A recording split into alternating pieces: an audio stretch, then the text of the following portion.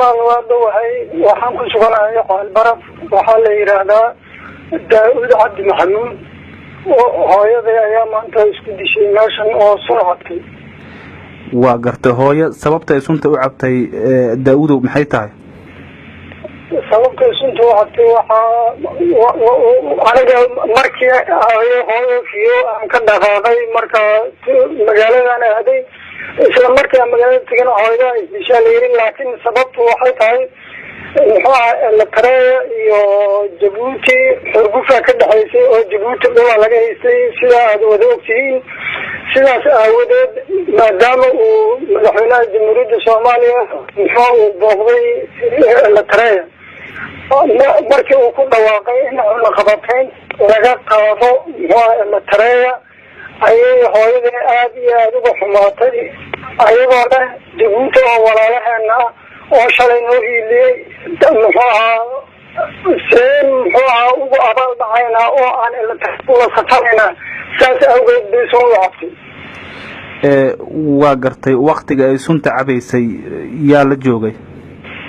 waqtiga ay sunta cabaysay markii laga kala dhaqaaqay oo waxna xoolay aadeen waxna beeray aadeen aniguna tuuladaan aaday markii ay kaligeed noqotay cabtay marka ayagoo naftu ku dabayarta lagu soo gaaray qayla dhanto sidaas lagu soo gaartay anagana magaalada ka soo laabtay gurigaan niday marka in madaxweynaha Soomaaliya uu dalbaday in cunaqabateynta laga qaado Eritrea maalmo dhowr ayaa ka soo wareegatay laakiin waxa kale oo jirto in shalay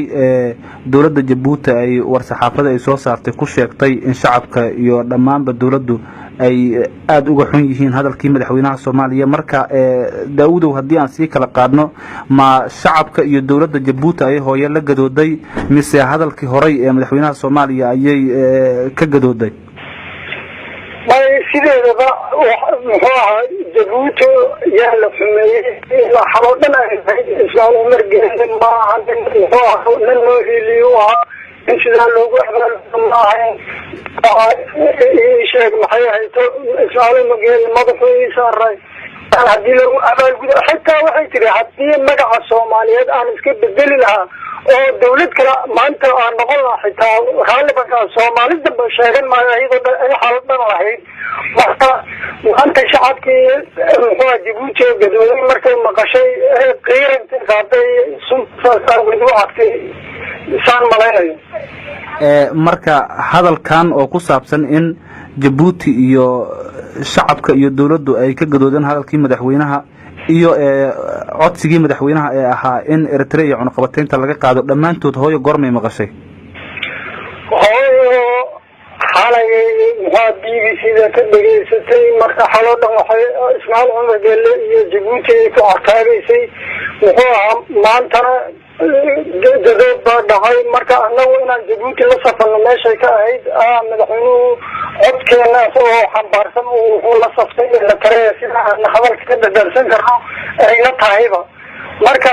aniga laftayda islaan Umar Gelle qof lagu abaal dhici karo maaha waa hiil walaal waa dadka Iiraan jooga aragtay Hirshabelle ciidamada jooga Hirshabelle waa aragtay waa hiil walaal waa Djiboutian waa walaalaheen waa nimankii shalay aan anagu aan u hiilanay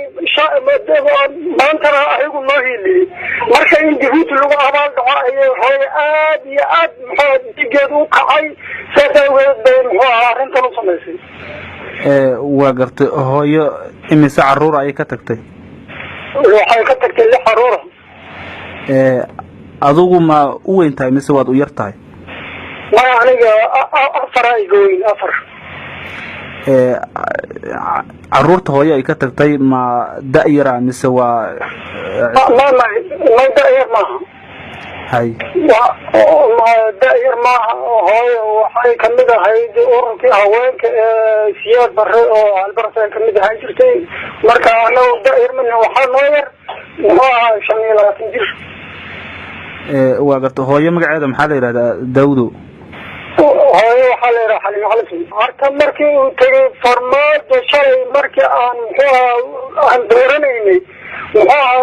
ra'iisul wasaare markuu ahaa aan ku aragnay haddana waa kan harta tagay ay dhayso aad u muxuu ku riyaaqay balse tanaa ka dambeysay. marka dadkii ugu dambeeyey oo waqtigii hooyo inta aysan sunta cabin guriga la joogay dadkii kaaga dambeeyey iyo haddii aad waraysato hadaladii ay sheegaysay oo ugu dambeeyey anug yaro taabisa iga dambeeyey oo adiga 8 jirta oo kale igama dambeeyay.